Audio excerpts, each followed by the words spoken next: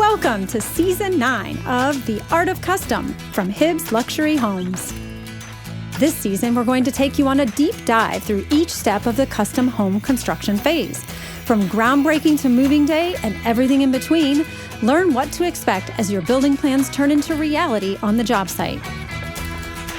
In today's episode, we're going to talk about nailing that handoff from design and budgeting to turning dirt. Enjoy!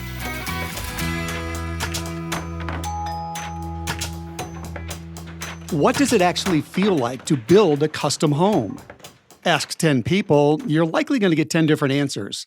But the ones who do it again, and most of them would, they all say some version of the same thing. I'm glad I understood what I was getting into.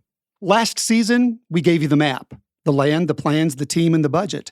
Everything that happens before dirt is turned. Well, this season, we're going to dig in. There's treasure down there, and we are going to find it. I'm Kim. And I'm Melody. And this is The Art of Custom, Season 9.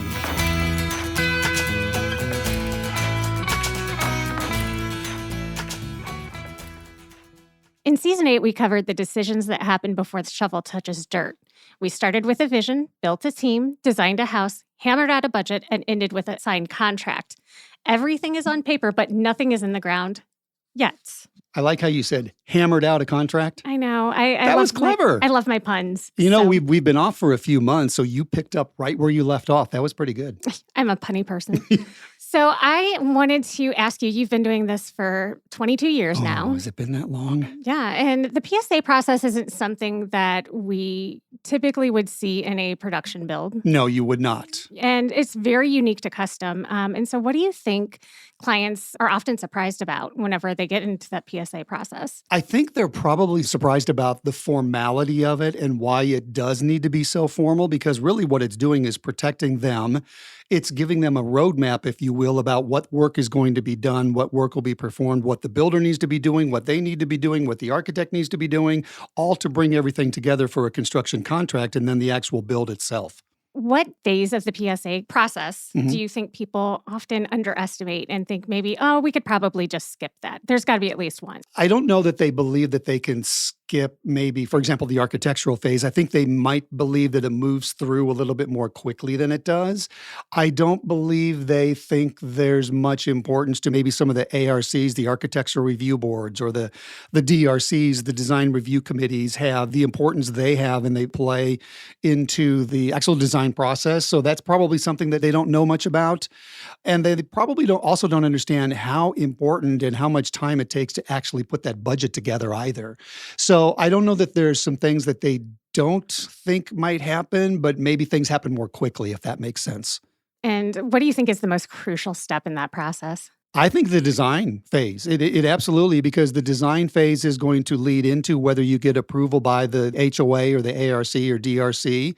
It's going to lead into, are we meeting our budget? Are we not meeting our budget? It's going to go into how fast are we permitted? Are the plans meeting code and that type of thing? So I truly believe that design phase, when you're sitting down with the architect or the designer, is the most important part of what we're talking about here during the pre-construction process. What's an example of a decision from pre-construction that you've watched show up for better or worse during the groundbreaking phase? I truly believe it has to do with, are we preparing our client for what could happen during excavation, and is it a part of the budget? But just the unknowns, if you will, about what could happen during the project. The process exists for a really good reason. It's not just a The formality. PSA process? Yeah. Oh, 100%. So how do you explain it to somebody that is itching to get started? Well, you mentioned if this was a production build, you would go right into a construction contract and you would make all your decisions. You would have everything finalized and you would know what your budget going in is. With a custom build, it is different because we're designing the home. Then we have to budget the home. We have to take into account the lot. We have to take into account, the municipality, permitting, and a lot of different things. So with a custom build, people need to understand that the reason you can't go straight into a construction contract is you have no idea the size of the house, the price of the house, and a lot of things like that. So this pre-construction process is critical to helping design the home, understanding exactly what your finishes are going to look like. The builder has a responsibility to make sure they're doing their due diligence to understand what are the construction costs related to this lot. Could there be rock? Could there be clay? What about retaining walls? What about clearing? There's a lot that goes into it. So the builder has a responsibility to make sure that they're protecting the client by taking a look at that lot, fully understanding what it's going to take to build there, and including that into the design process as well as the budgeting process. So it's so critical to make sure that the architect, the homeowner, and the builder are working simultaneously during this pre-construction process. What does an exceptional pre-construction process look like? Can you think of any stories where some of the steps were maybe skipped or where it was followed so well? You know, Melody, we're all about procedures and processes. That's crucial to who Hibbs Homes is. And so for years, we've been following the same process. I honestly cannot think of any specific example of a project that suffered because, we tried to skirt those processes. I can tell you that the more organized everybody is up front, the builder, the homeowner, the architect, and even if you have an interior designer involved, the more organized everyone is and follows the process all the way through, the more successful that project is going to be. My advice is just find a builder, find an architect that you're very comfortable with. And one of the things I would ask them up front is talk to us about your pre-construction process. What does it look like? Not only the contract, yes, take a look at the contract, but also help me understand what are your steps from getting us from point A to point B. For example, with us, we have an RPSA that we are going to help them with all of the evaluation of the lot on which they're going to build. We are going to help them with the design process so the architect does not over-design. We are going to provide them up to 2 fully detailed budgets so they can see exactly what the cost to build this home is going to be. And the reason I say 2 is because a lot of times until you put that first budget together, you don't know whether you're going to come in and meet the target of the homeowner. A lot of times we have to go back, and here's a term from previous seasons of our podcast, value engineer, right? Reduce costs. So sometimes you have to go through that process again with the architect and then rebudget. And so we always allow for a couple of different budgets for our clients. We always make sure that we add them into our project management system. We use JobTread, very organized. So we build a portal for them. They have access to it. It starts the process, a great communication tool for them. We give them access to our designers, or in Utah, we have them hire a designer that we work with. So it's a very organized process that gets us from point A, which is we want to build a custom home, let's sign a PSA, all the way down to point B, C, and D, and E, that we're ready now, the budget's in place, let's sign the contract. I feel like the budget is the most mystifying piece of Scary. the puzzle. Yeah. A lot of people come to us and say, what do you think it's going to cost? And we kind of went over this in season 8, I'm sorry. Actually, we've been going over this since season 1. Let's roll that back. But well, that's because you're right. The budget is the most important component of what we're doing here. It is absolutely the most important factor for everybody to keep in mind. So some custom builders will come and say, I will give you a budget before you have land. And what is How the can you difference? do that? Right. So what do you think is the difference between that budget and the kind of budget that we're building? Well, there has to be one of 2 different things. Either they're working off of historical data because they know exactly what home the potential client wants to build, or they're building some sort of a semi-custom home where they're working off of plans they've already built before. We're different. Most custom builders are different. We're going to actually price out every single home that is designed to build. We've never built the same home twice. Talked about that before in our podcast. But even if we had, we're still going to bid everything out because you know this, Melody. We talk about it every week in our weekly meeting. Prices continually change. I would like to say they flow up and they flow down. They really don't flow down anymore. They continually change, mostly upward pressure. So we're continually repricing and pricing as often as we can in every single project because we, as a fixed cost custom builder, are guaranteeing the cost of our sticks and bricks. And we want to make sure that we protect our client, obviously, but we also want to make sure that we're protecting ourselves if we're going to offer that fixed price contract. A little bit different if it's a cost plus contract, because then the builder has the luxury of, well, it's cost plus. So if I miss that one, I can still ask the client to make up the difference. I don't necessarily like that. I think the builder has a responsibility to go to each of his trades and bid everything out and hold the trades responsible for that cost. Make sure the trades know exactly what that scope of work is so they can turn in a firm bid on that project. That's the way we go about it. But you're right, the budget is the most mystifying thing, and that's why I prefer to help those who want to build a custom home understand that the more detailed that budget is, the more line items, the more transparent that budget is, the more confident they can feel not only in the builder, but in the builder bringing the project in on that budget. And it's not so much trying to cloak the costs. I almost sometimes feel like that's what people think when we say, well, it's really hard to say what a price per square foot is. And I think some people think maybe that you're coming to them and saying, well, let's see what we can get out of you. But, Right. And it's almost the opposite. I feel like you can't price without land either. And so Bingo.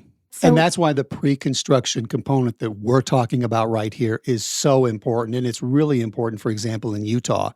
There is so much rock out there. There are so many difficult lots to build on because of the terrain. We have to take that into consideration. We have to get the experts involved, our excavators. We make them go out, and they want to go out to the job site, put their eyes on it. Most of the excavators we use have sophisticated software that can help them understand how long it's going to take to excavate. Do we have fill? Do we have cut? What do we have to haul out? Could we run into rock? And they really do a very good job of sophisticating.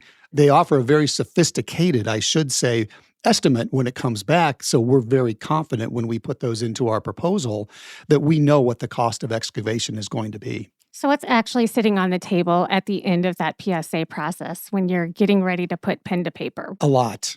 You should be getting a lot. You should be not only getting the confidence that your builder has done a very good job helping you prepare to build, but you will have plans. You will have at least a good understanding of what your finishes, what your selections are going to be. You will be very comfortable that you can trust that budget because the builder has done a good job with the estimating process and with the designers and what is the finish level. You will understand what the possible consequences once you start turning dirt on your lot is going to be. You're going to have engineering, you're going to have civil engineering, structural engineering. You'll have the permit. The builder will get your permit. You will have everything you need from the minute you sign that pre-construction agreement with the contractor up until you're ready to sign the construction contract. You will have everything you need to confidently move forward and start the actual construction of that house. I think that there's probably a little bit of a misconception that the moment that you sign your construction contract, we're going to start turning dirt. So explain to folks what that really looks like between signing your contract, what's happening behind the scenes before we actually start excavation and groundbreaking. What we try to do is come as close as possible to meeting the, when they sign that construction contract. And really a lot of a Melody is going to depend upon, are they a cash client or are they going through a lender? Because if you're going through a lender, once the budget is finalized and once you sign that contract, you still have 30 to 45 days before you can close on the loan and then go ahead and start the process. We do have some clients who do actually pay cash for the build. And we actually in Utah have had several clients who the minute we sign that construction contract actually start turning dirt the very next day. But generally speaking, that can't happen. And a lot of it has to do with the lending function involved there. But there's still a lot of work that has to be done in between the time you sign the contract. Depending upon where we are in the permitting process, a lot of times permitting is going to drag into a couple weeks after when the construction contract is signed. And then we have to start mobilizing the excavator, making sure they're scheduled, that, they might be on another job, have maybe another job ahead of us. So they know when we're approximately getting ready to break ground. We have to make sure our surveyor's out there. They flag the lot so we know exactly where we're excavating and what the foundation is going to look like. Many times we might have to do demolition. We might have to demolish a house, especially in the St. Louis market.